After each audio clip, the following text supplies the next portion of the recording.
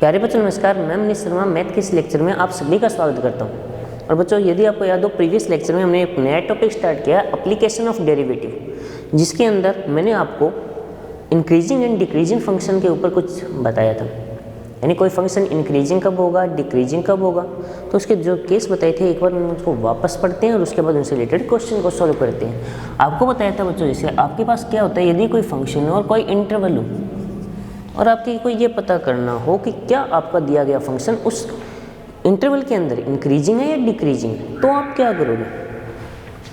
आप उससे दो वैल्यू लो कोई भी। यदि x2 ग्रेटर देन x1 है तो चार केस बन सकते हैं ऐसा। ये ग्रेटर इक्वल का केस भी बन सकता है, यानी इक्वल भी बन जाए, ये फॉर ऑल, ठीक है। या fx2 लेस देन fx1 हो सकता है, या फिर जो लास्ट आपका fx2 लेस इक्वल fx1 हो सकता है।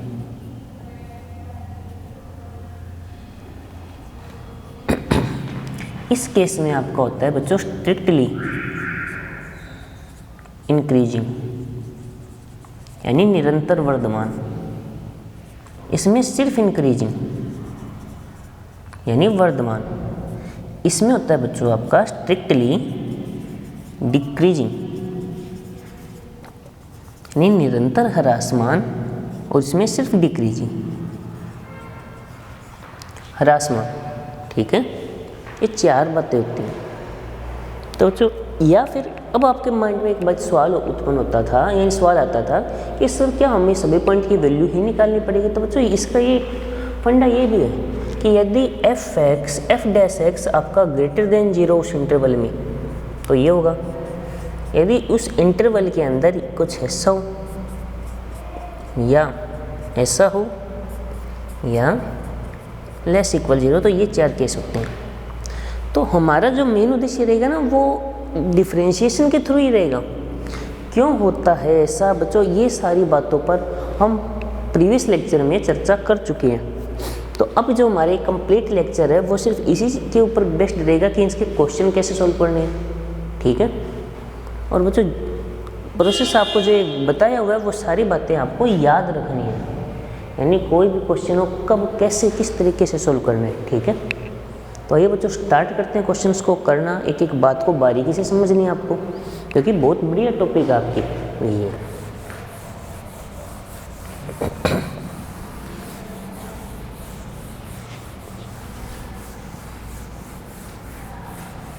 तो देखो एग्जाम्पल नंबर 7 जो आपकी बुक का है, करते हैं। एग्जाम्पल नंबर 7 है बच्चों कि वह अंतराल ज्ञात कीजिए, यानी find the interval in which function fx, यानी जो फलन fx आपको बच्चों इसमें क्या ज्ञात करना है? अंतराल ज्ञात करना है, जिसमें जो फलन है यह है 2x³ minus 9x² plus 12x plus 3, 2x³ minus plus 3, कुछ ऐसा। और वो इंटरवल बताने जिसमें ये वर्धमान यानी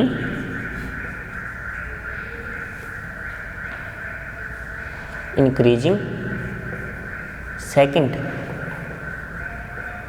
ह्रासमान यानी डिक्रीजिंग है, ठीक है। यहाँ पे जो स्ट्रिक्टली वर्ड हटा दिया गया है, यानी आपको जो 0 वाला केस है वो शामिल करना है। हाँ, लेकिन इसमें देखो इस चैप्टर के अंदर जो हम एक्सरसाइज कर रहे हैं उसके अंदर आपके सामने दो ही तरीके के क्वेश्चन आते हैं। पहला तरीका तो ये होगा कि आपको इंटरवल दे दिया जाएगा, फंक्शन तो हर क्वेश्चन में मिलेगा, ठीक है। इंटरवल दे दिया जाएगा और आपसे ये पूछा जाएगा कि क्या वो उस इंटरवल में इंक्रीजिंग है, डिक्रीजिंग है, स्ट्रिक्टली है या नहीं, ठीक है। या तो ये पूछा जा सकता है, या आपको ये दे देगा कि फंक्शन देखकर ये बोल देगा भी इंक्रीजिंग एंड डिक्रीजिंग है, तो इंटरवल कौन सा होगा। दो ही तरीके केस बनते हैं। तो ये केस बच्चों आपको समझ आ गया, यानी आपको वो इंटरवल बताने हैं जिनमें आपका ये कंप्लीट फंक्शन इंक्रीजिंग और डिक्रीजिंग। और जब स्ट्रिक्टली वर्ड ना हो तो बच्चों आप इक्वल वाला केस साथ में लेकर चलोगे, ठीक है। तो सबसे पहले आप दिए गए क्वेश्चन का डिफरेंशिएशन कर दो। 2x³ का क्या होता है 3x² -9 as it is, x square का 2x प्लस 12x का 1, 3 कांस्टेंट है तो 0, ये बन जाएगा बच्चों आपका 6x square minus 18x plus 12। 6 यदि मैं कॉमन लेता हूँ ये हो जाएगा x square minus 3x plus 2, और क्वाड्रेटिक इक्वेशन के फैक्टर करूँगा तो x माइनस 1 x माइनस 2। तो सबसे पहले तो ये पता करो ना भी f डैश x 0 कहाँ होता है, क्योंकि मैं स्ट्रिक्टली चाहिए तो 0 वाली कंडीशन भी तो लेनी पड़ेगी ना, तो 0 पता कर लो। ये 0 बच्चों दो ही जगह होगा, जब x इक्वल टू 1 हो और x इक्वल टू क्या हो 2, तो 0 वाला केस लो। तो अब आपको क्या करना है, जहाँ जहाँ 0 उसके लाइन के पार्ट कर दो, जो आपकी रियल नंबर लाइन है बच्चों उसके ऊपर आओ। अब जो बात है वो आपको ध्यान से समझनी है, जिसे आप वे कर्व मेथड कहते हो बच्चों। यहाँ पे मैंने मान लिया -∞, ये पॉइंट मैंने मान लिया 1, ये पॉइंट मैंने मान लिया 2। x इक्वल टू 1 और 2 यानी 0 होने का मतलब है f(x) की डैश x के कि आपका जो इसका ग्राफ है वो इन दो बिंदुओं पर तो 0 आएगा, ठीक है। अब बच्चों देखो आगे क्या है, अब आपको ये देखना है इसका साइन। तो आप ये देखो जो आपकी नंबर लाइन है, रियल नंबर लाइन है, उसके कितने पार्ट हो गए, उसके 3 पार्ट हो गए। एक पार्ट हो जाएगा -∞ टू 1, 0 इक्वल में लेना है तो फिर 1 इसके अंदर लेना होगा। एक हो जाएगा 1 और 1 से 2, क्यों हो जाएगा, क्योंकि 1 और 2 शामिल करने हैं आपको, क्योंकि 0 इक्वल है, सिर्फ इंक्रीजिंग डिक्रीजिंग है, स्ट्रिक्टली नहीं है, ठीक है। एक हो जाएगा बच्चों 2 टू ∞। अब वेव कर्व मेथड क्या कहेगा, आप क्या करोगे, इसके ऊपर इनकी नेचर चेक करोगे। जैसे आपको मैं बताता हूँ, आराम से समझने की कोशिश करनी है, जल्दबाजी नहीं। तो देखो बच्चों f(x) का जो साइन चेक करना है, आपको वैल्यू नहीं बतानी, आपसे मैं वैल्यू नहीं पूछ रहा हूँ, मैं सिर्फ ये पूछ रहा हूँ पॉजिटिव नेगेटिव है या नहीं है, ठीक है। तो 6 का साइन का कोई इफेक्ट होगा क्या क्वेश्चन पे, कभी चेंज हो सकता है कि ये तो प्लस है वैसे का वैसा। तो जो साइन का इफेक्ट होगा बच्चों वो एक होगा x माइनस 1,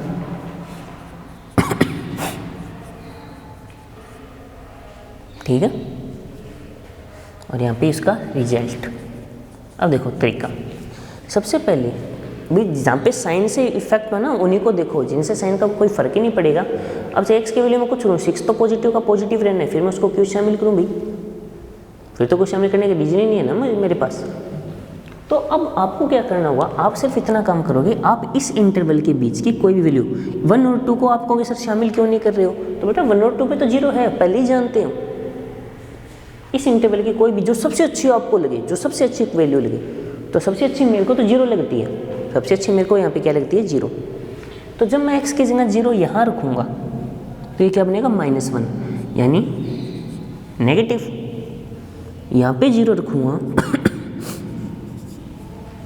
तो भी नेगेटिव, बस समझ आई। यानी आपको क्या करना है, आपको उस इंटरवल की कोई भी एक वैल्यू लेनी है जो आपको इजी लगे, ठीक है।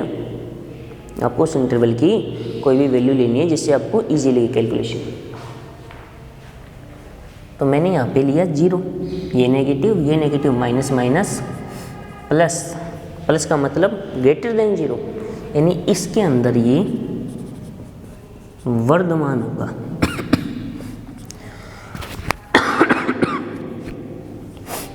यानी इंक्रीजिंग, ठीक है। इतनी बात समझ आ गई होगी।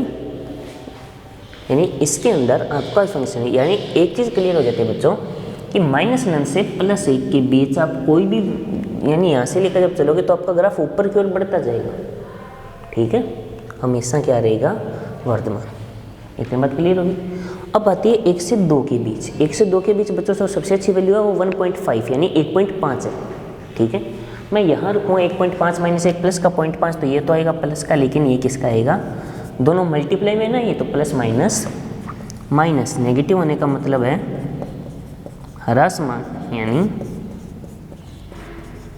डिक्रीजिंग, ठीक है। बात समझ आ गई। बस साइन देखना है, वैल्यू क्या रही है वो मतलब नहीं है भाई। मुझे ये मतलब नहीं कि इस अंतराल में इसकी वैल्यू क्या आएगी, मुझे उससे कोई मतलब नहीं है। f(x) की क्या वैल्यू आएगी उससे कोई मतलब नहीं है, मुझे सिर्फ साइन से मतलब है, प्लस है या माइनस, सिर्फ इतना चेक करना है, ठीक है। से अनंत के बीच 3 ले लेते हैं और क्या सबसे चीज 3 होगी। 3 - 1 2 प्लस का 3 - 2 प्लस का 1, तो प्लस इंटू प्लस प्लस होगा, यानी ये भी क्या होगा वर्धमान यानी इंक्रीजिंग। क्वेश्चन समाप्त हुआ। यानी जो आपका इंक्रीजिंग है वो 2 इंटरवल में होगा, ये -∞ to 1 एंड 2 to ∞। इन दो में तो क्या है वो इंक्रीजिंग है, और डिक्रीजिंग है ये होगा केवल एक ही संतराल में। बच्चों ये जो मेथड हमने यूज किया है इसको बोला जाता है वेवी कर्व मेथड। तो शायद पहले भी मैं इसके बारे में चर्चा कर चुका हूँ लिमिट और कंटिन्यूटी के अंदर। क्वेश्चन बच्चों आपके सामने है कंप्लीट, आराम से एक बार देख लो, कोई डाउट है तो बताओ। पूरा एक बार देख लो बच्चों, स्क्रीनशॉट ले लो बेटर रहेगा।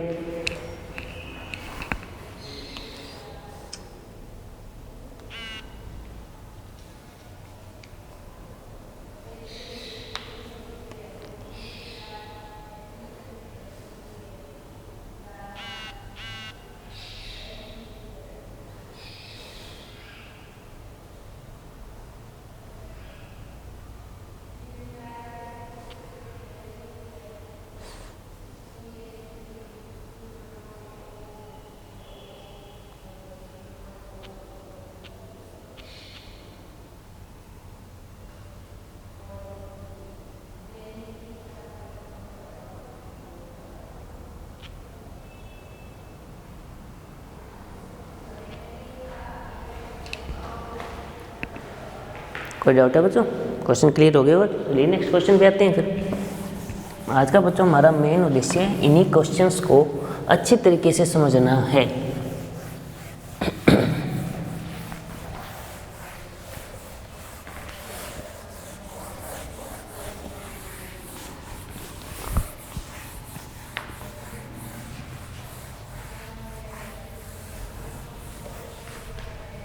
नेक्स्ट क्वेश्चन बच्चों इसी से मिलता जुलता है। प्रूव करना है कि जो फंक्शन है f(x) x³ - 3x² + 4x।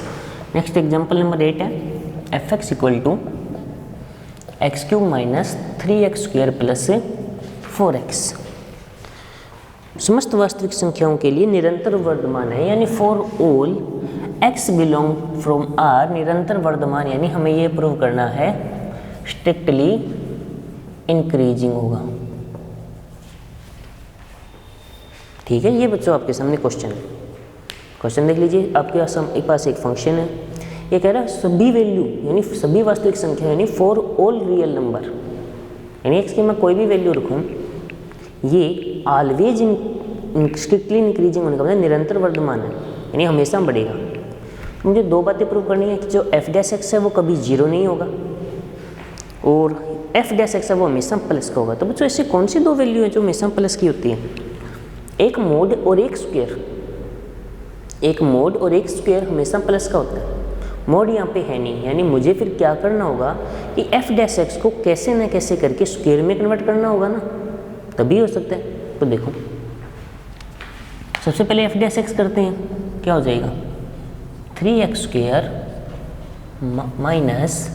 - 6x + 4। तो बच्चों इसके टुकड़े कर दो एक बार, कुछ इस तरीके से लिख सकता हूँ क्या इसको मैं 4 को 3 + 1 के पार्ट में कर सकता हूँ क्या? क्यों किया उसका रीज़न अभी आपको समझ आ जाएगा। क्यों मैंने अभी क्या कहा था, मुझे इसको कम्प्लीटली स्क्वायर में चेंज करना है, कंप्लीट स्क्वायर। ठीक है 3 कॉमन लिया और ध्यान से देखो तो ये x - 2 का होल स्क्वायर होता है। अब बच्चों आप सभी जानते हो x - 2 का whole square is always greater equal 0। दोनों तरफ +1 कर दो, इज ऑलवेज ग्रेटर इक्वल 1। इसका मतलब क्या हो गया, f' है वो ऑलवेज ग्रेटर देन 0, यानी जो आपका क्वेश्चन है वो क्या हो जाएगा स्ट्रिक्टली इंक्रीजिंग। बताइए बच्चों बात समझ आई या नहीं आई? कोई डाउट है तो बताओ, वरना नेक्स्ट क्वेश्चन पे आते हैं। बात समझ आ गई होगी। तो नेक्स्ट क्वेश्चन है आपका एग्जाम्पल नंबर 10।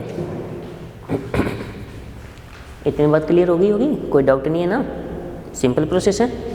बच्चों एग्जाम्पल नंबर 9 जो है वो एग्जाम्पल नंबर जो 7 आपको करवाया है उससे मिलता जुलता है, कंप्लीट। इसलिए इस पर एक बार आप ट्राई करके देखना, यदि आपसे हो जाता है बहुत अच्छी बात है, नहीं होता तो नेक्स्ट लेक्चर में मैं सॉल्व करवा दूंगा, ठीक है। नेक्स्ट है एग्जाम्पल नंबर 10। आपको क्या दिया है, क्वेश्चन की लैंग्वेज पढ़ता हूँ, आराम से समझिए, उसके बाद क्वेश्चन सोल्व करेंगे। ये कह रहे हैं एफ एक्स इक्वल टू है sine x minus cos x. F x equal to क्या है बच्चों, sine x minus cos x, और आपको दिया है x belong from 0 to pi. ये ओपन इंटरवल है, यहाँ पे 0 और पाई इंक्लूड नहीं कर रहे हो आप, ठीक है। तो वो इंटरवल बतानी है जहाँ पे वर्धमान है या ह्रासमान, यानी इंक्रीजिंग और डिक्रीजिंग, आपको वो इंटरवल बताने हैं जहाँ पे जो दिया गया फंक्शन है वो इंक्रीजिंग और डिक्रीजिंग है। तो चलिए सॉल्व करते हैं। सबसे पहले एफ डैश एक्स क्या होगा बच्चों, साइन एक्स का अवकलन कोस एक्स, और कोस का minus sine minus minus plus. अब फिर हमारा काम क्या होता है, हम एफ डैश एक्स 0 कहाँ होगा वो पता करेंगे। क्यों करेंगे, क्योंकि यहाँ पे सिर्फ इंक्रीजिंग डिक्रीजिंग का जिक्र किया, यानी 0 वाला केस तो रहेगा, तो पहले ये पता कर लो ना। तो मैंने लिखा sine x plus cos x equal to 0, cos x इस साइड आया नेगेटिव, डिवाइड में ले जाओ sine x upon cos x equal to, या फिर इसको ऐसे भी तो कर किया जा सकता है, नहीं माइनस एक्स को मैं क्या लिख सकता हूँ, लेकिन इस इंटरवल में नहीं रहेगा ये, ठीक है। एक बार तो सीधा लिखते हैं,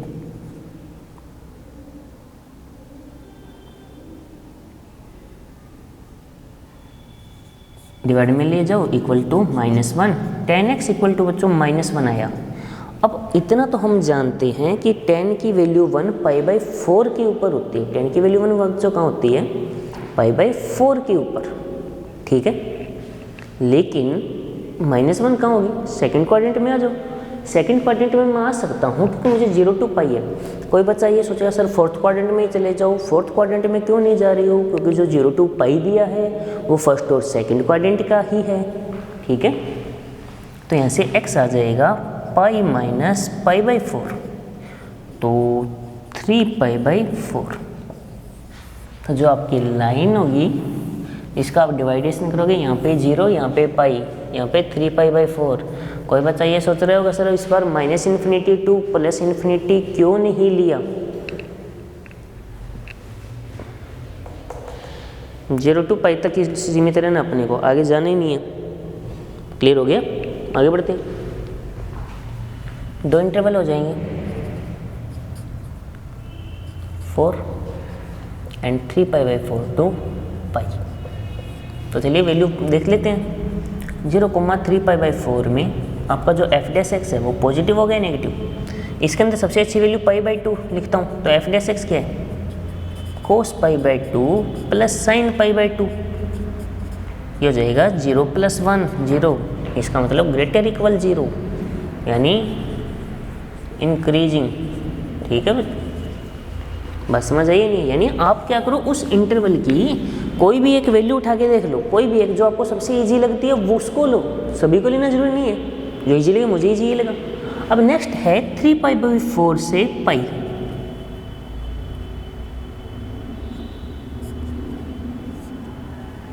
तो इसकी वैल्यू बच्चों जो सबसे अच्छी होगी वो 5π/6 होती है।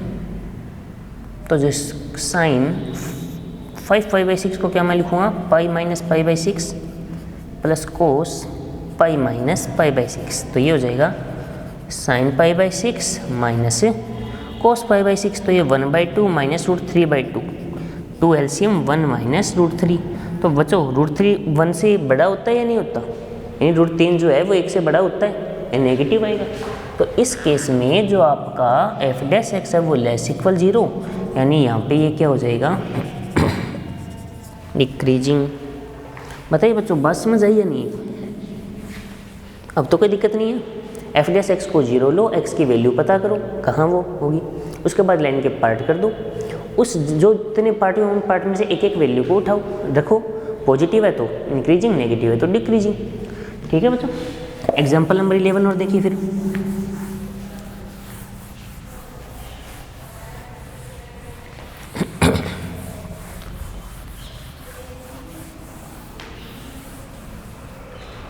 एग्जाम्पल नंबर 11 क्या है, x के किन मानों के लिए friend f x equal to x upon 1 plus x square वर्धमान है तथा ह्रासमान है, यानी f x equal to x upon 1 plus x square. Interval बतानी है जहाँ पे ये इंक्रीजिंग है और डिक्रीजिंग है, स्ट्रिक्टली वर्ड नहीं दिया, तो सबसे पहले का काम बच्चों वही होगा f dash x u upon v लगाओ। वी आपका एज इट इज, एक्स का डिफरेंशिएशन 1, एक्स छोड़ो 1 का 0, एक्स स्क्वायर का 2x अपॉन एक्स स्क्वायर का होल स्क्वायर, तो आएगा 1 plus x square minus 2x square. ठीक है, तो 1 माइनस एक्स स्क्वायर अपॉन ये बच्चों आपका एफ डैश एक्स है। अब आप देखो क्या नीचे वाली वैल्यू कभी नेगेटिव हो सकती है? नहीं होगी, क्यों? एक्स का स्क्वायर है, चलो फिर भी क्या तो हो जाता, तो ऊपर फिर स्क्वायर है, ऑलवेज पॉजिटिव है। यानी अब जो सारा फोकस है वो किस पे हो गया कि यदि 1 minus x square greater equal 0 है तो ये इंक्रीजिंग होगा, ठीक है, और 1 minus x square less equal 0 है तो बच्चों ये क्या हो जाएगा? डिक्रीजिंग। यानी सारी प्रोसेस अब हमारी यहीं पे आके ख़त्म होती है, तो यहाँ से हो जाएगा कि एक्स स्क्वायर लेस इक्वल 1 और यहाँ पे होना चाहिए एक्स स्क्वायर। तो बच्चों यदि 1 से है तो ये बिलोंग होना चाहिए यहाँ से ग्रेटर के लिए, सॉरी लेस इक्वल है ना तो बड़ा ब्रैकेट आ जाएगा, और ग्रेटर इक्वल 1 के लिए ये बिलोंग करेगा दो जगह से, minus infinity to minus 1 union plus 1 to infinity. आप इन ये जो मैंने इंटरवल बताए हैं उनके बीच के कोई भी वैल्यू रख के देख लो, इन दोनों कंडीशन को वो सेटिस्फाइड करेगा। ठीक है बच्चों, बात समझ आई? तो आज जितने भी मैंने आपको वर्धमान ह्रासमान इंक्रीजिंग डिक्रीजिंग के क्वेश्चन करे हैं बच्चों, वो समझ में आई या नहीं? प्रोसेस समझ आ गई होगी बच्चों, टेंशन मत लो। मैंने आपको लगभग ये कहा था भी अभी हमारे केवल 2 ही लेक्चर हुए हैं, मैंने कहा था 4 या 5 लेक्चर कम से कम, यानी 2 लेक्चर तो मैं पक्के अभी तक इसी के ऊपर रखूँगा बेस्ट। बुक के क्वेश्चन खत्म हो जाते हैं, एक्स्ट्रा क्वेश्चन कर लेंगे, कोई दिक्कत नहीं है। जब तक ये टॉपिक कवर नहीं होगा तब तक नया टॉपिक स्टार्ट नहीं करेंगे। हाँ, लेकिन ये खत्म होने के बाद इंटेंजेंट एंड नॉर्मल पे आएंगे। तो जितना अभी तक बताया गया उतनी चीज़ों को आप अच्छी तरीके से तैयार करो। कोई डाउट आता है पूछो, तो बाकी जानकारी बच्चों नेक्स्ट लेक्चर में, ठीक है।